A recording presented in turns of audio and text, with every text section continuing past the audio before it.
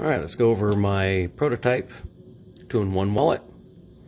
Here we have the Stormtrooper edition. Basically looks like this on the back. Let's flip it over. It's rigid textured.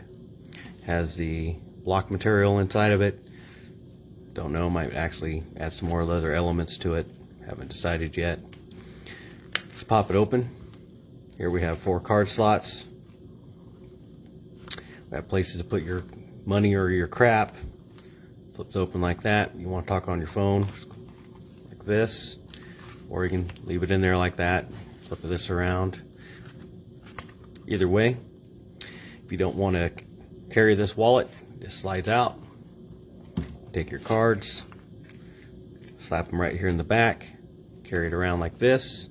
If you don't want to carry your card and you want to carry the wallet again, just slide it right back in the holder, just like that.